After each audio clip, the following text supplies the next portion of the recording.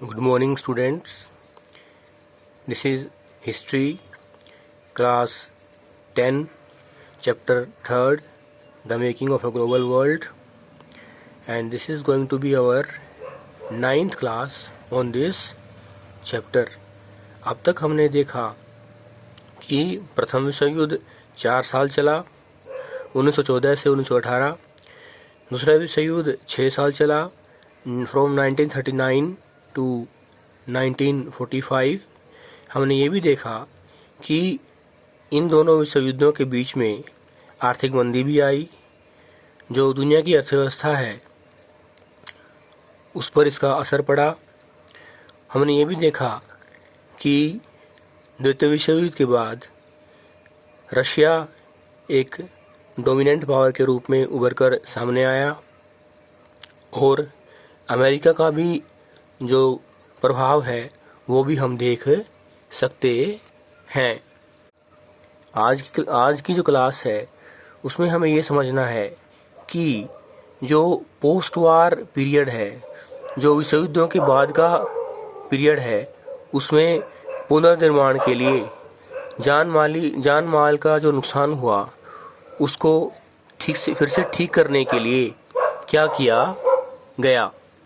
Politicians और economist ने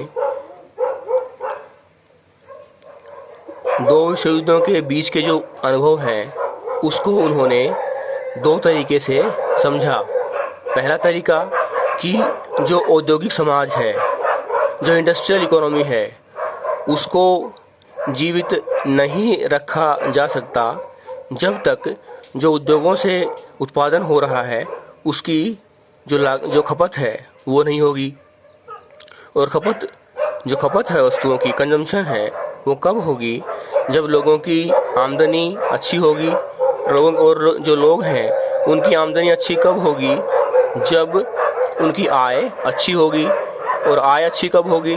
जब उनको रोजगार मिलेगा। और इन चीज़ों को निश्चित करने के लिए फैसला लिया गया कि जो सरकारें हैं देशों की, उसको आगे आना पड़ेगा, वस्तुओं के दाम को निर्धारित करना पड़ेगा, लोगों को रोजगार देना पड़ेगा। दूसरा निष्कर्ष पॉलिटिशियंस और इकोनॉमिस्ट ने ये निकाला कि जो तीन चीज़ें हमने चैप्टर के शुरू में पढ़ी थी, ट्रेड, एम्प्लॉयमेंट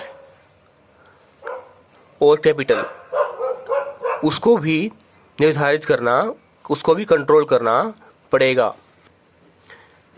लेकिन ये सारे निर्णय कहाँ लिए गए, कब लिए गए, ये भी हमें जानना आवश्यक है।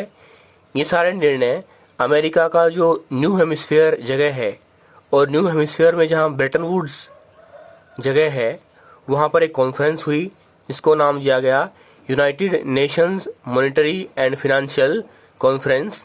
उसमें ये निर्णय लिए गए और इसी कॉन्फ्रेंस के दौरान ही दो जो संस्थाएं हैं उनका निर्माण किया गया।